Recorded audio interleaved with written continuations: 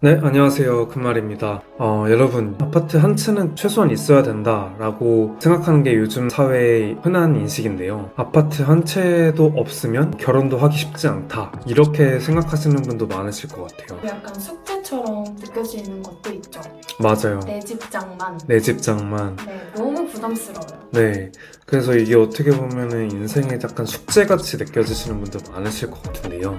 여기서 아파트를 매수하신 분은 너무나 다행이고 축하드리고 싶고, 멋쟁이. 네. 그리고 아직 아파트를 매수하지 못하셨다면 어느 시점에 아파트를 매수하는 게 좋을지 이야기를 나누고 싶습니다. 근데 이거는 진짜 꾸준하게 관심을 가지고 있어야 되는 것 같아요. 그녀님이 말씀하신 것처럼 그 부동산을 실제 갖고 있지 않더라도 그 시장에 계속해서 관심을 갖고 있어야 어느 시점에 매수를 할지 그 타이밍을 아는데, 최적의 타이밍. 네, 나 아파트 매수 언제 할지 모르겠어 라고 해서 아예 관심을 끊으시면은 기회가 오더라도 절대 그 기회를 잡을 수 없으니 꾸준히 관심을 갖고 계시면 좋을 것 같습니다. 우선 지금 아파트 가격은 계속해서 하락을 하고 있어요. 심지어는 3월달보다도 4월달에 그 하락폭이 좀 더 커진 상황이에요. 그리고 아파트 매매 거래량은 3월에 비해서 4월에 오히려 더 늘어난 상황이에요.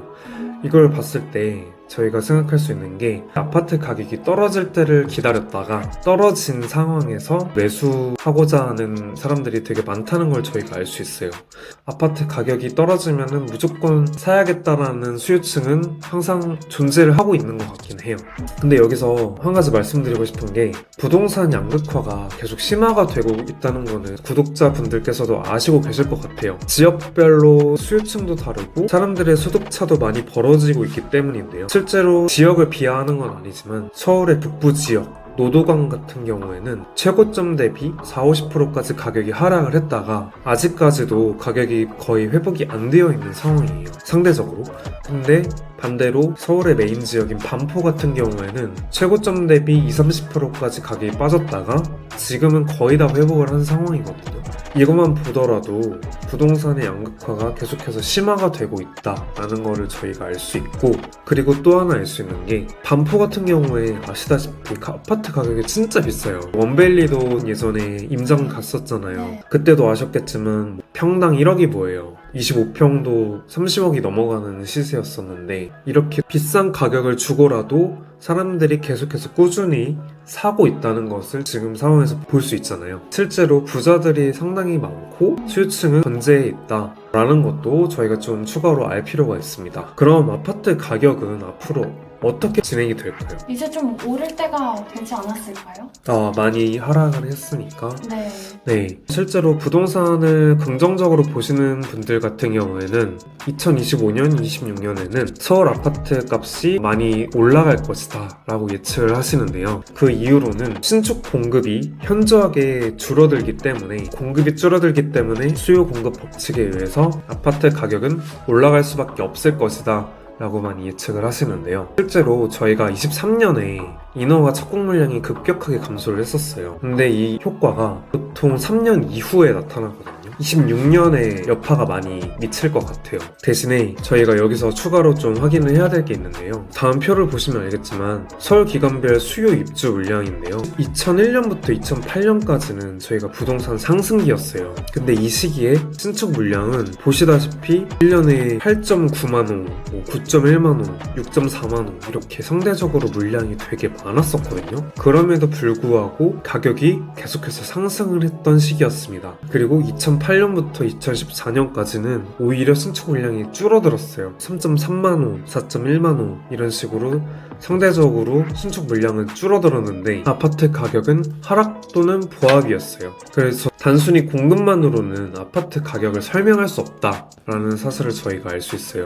그러면 무엇을 봐야 하냐? 공급도 중요하지만 그 공급을 받쳐줄 수요층이 상당히 중요하다고 저는 생각을 합니다. 수요층이라고 하면 그 아파트 가격을 실제로 받아줄 만한 사람들이 많아야 한다라는 것을 의미를 하는데요. 그것을 판단하기 위해서 먼저 저희가 PIR 지수를 한번 확인해 볼 필요가 있어요. PIR 지수가 뭐냐면 중위 소득을 가진 사람이 중위 가격의 아파트를 살 때 몇 년이 걸리는지를 보여주는 수치인데요. 예를 들어서 서울에서 1등부터 100등까지의 아파트 가격이 있고 사람도 1등부터 100등까지의 소득을 순위로 나눈다고 하면 50등의 소득을 가진 사람이 50등의 가격의 아파트를 살 때 걸리는 시간이 몇 년인지 보여주는 수치인데 2022년에 한창 아파트 가격이 비쌌을 때 PIR 지수가 15 가까이 됐었어요. 근데 이거는 하나 알아두셔야 될 게 있는데요. PIR 지수를 두 종류로 좀 나눌 수가 있어요. 첫 번째로는 가처분 소득 기준이라고 해서 세전 소득에서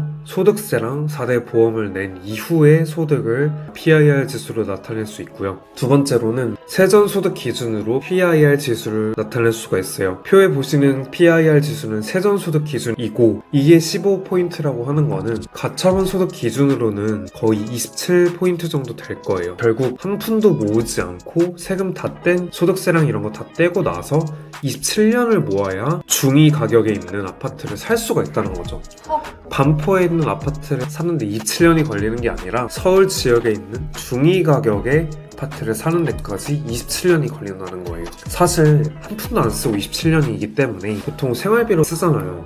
그래서 50%를 저축한다고 하면은 거의 50년을 모아야 중간 가격의 아파트 한 채를 살 수가 있는 거예요. 너무 암울하고 네. 말도 안 되는 수치죠. 그 이후에 아파트 가격이 계속해서 조정을 받고 지금은 세전소득 기준으로 PIR 지수가 12포인트까지 지금은 떨어진 상태인데요.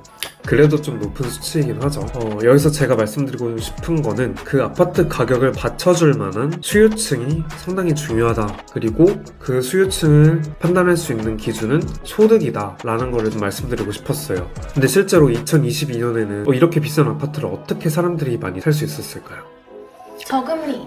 맞아요. 저금리였기 때문에 대출을 받는 거에 있어서 크게 부담을 갖지 않았어요. 아파트를 살 때 본인의 소득이 낮더라도 대출을 많이 받아서 그 대출을 가지고 집을 많이 샀었죠. 그러다가 지금 아파트 가격이 조정을 받고 있는 이유는 금리가 지금 계속해서 오르고 있잖아요. 그렇기 때문에 사람들이 대출 받기도 쉽지 않아지고 이자도 갚기 힘들고. 맞아요. 그런 부담감 때문에 수요층이 상당히 위축이 되었던 거죠. 결국 수요층의 소득이 근본적으로 늘어나지 않는 이상 아파트 가격이 계속해서 오르기는 쉽지가 않다는 걸 말씀드리고 싶습니다. 그럼 앞으로 아파트 가격은 어떻게 될 거냐? 두 가지 케이스로 좀 나누고 싶어요. 지금 아직 집을 매수하시지 못한 분이라면 본인의 타겟 위치, 지역이 어디인지를 먼저 선정하시는 게 중요할 것 같아요.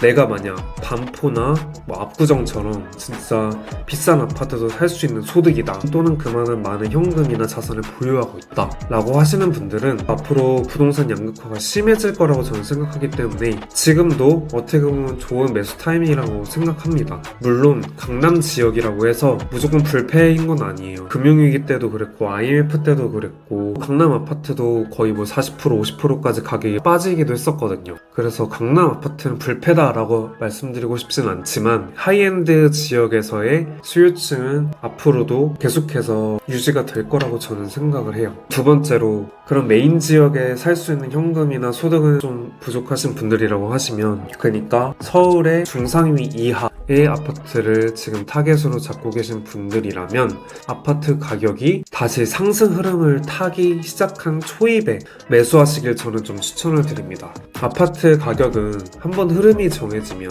그 방향을 바꾸기가 쉽지가 않아요. 근데 지금 같은 경우는 아직은 하락의 방향성을 갖고 있잖아요. 다시 조금 상승의 흐름을 보일 때 그때 매수하시는 것을 저는 추천을 드립니다. 그 시기는 앞으로 공급이 실제로 많이 줄어들면서 금리 인하가 시작되는 시점일 수도 있고요. 아니면 대출 규제나 여러 부동산 규제들이 완화가 되는 시점일 수도 있을 것 같아요. 부동산이라는 건 되게 복합적인 영향을 받기 때문에 어느 하나의 이유로만은 설명할 수가 없어요. 그래서 두 번째 케이스의 분들이라면 조금 더 타이밍을 기다리셨다가 아파트 가격이 상승세를 좀 타기 시작했다라고 하시면 그 전에 미리 고민을 많이 하셨다가 그 타이밍을 잡아보시길 추천드리겠습니다. 네, 오늘 영상 시청해주셔서 감사하고요. 그리고 제가 드디어 구독자가 500명이 되었더라고요. 네. 많이 사랑해주셔서 감사합니다. 앞으로 더 열심히 유용한 정보 많이 올려드리도록 하겠습니다. 그럼 오늘도 안녕.